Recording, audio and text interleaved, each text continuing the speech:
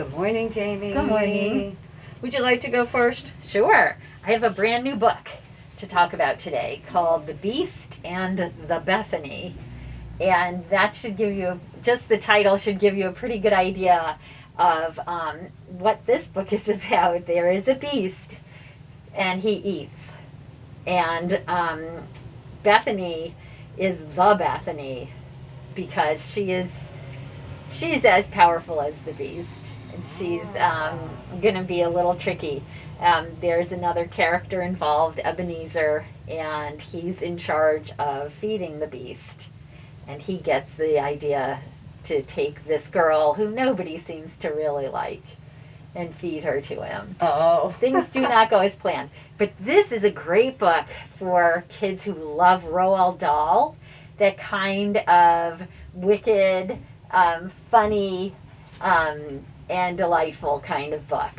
And we have a few buttons to go with it if you buy one pretty quickly, which makes a really fun present. But this is I really found it delightful. A little bit different from Roald Dahl in that you get to know the characters a little bit more. Nice. So you actually have a little bit of sympathy for the beast, especially when Bethany starts getting the better of him. But then you have a little of sympathy for Bethany, too, who was targeted as not very nice and therefore Not perfect very food. likable. Yeah.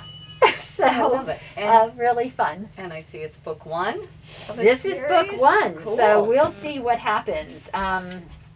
Yeah, and not too difficult. Awesome. Yeah. Well, I'm only holding up one book, but I'm actually going to talk about a trilogy I love. And again, it's one of these things because of the pandemic. Book 3 came out during that time, and I thought, will this get overlooked by people? I didn't want it to. So the series is York. The author is Laura Ruby, who normally writes young adult.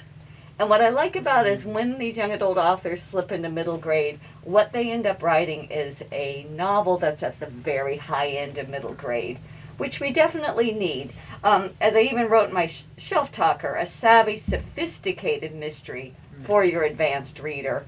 So when you have those 11 and 12-year-olds who are at the very top of middle grade, but they really should not be moving into young adult yet, this is what's going to capture their attention. And it is a mystery, but there's also fantastical elements. It takes place in New York City, and yet there are these clockwork automatons and fun elements like that. It also has codes and ciphers and puzzles again and again. I absolutely love that. I love that. So you're going along solving the mystery with the main characters.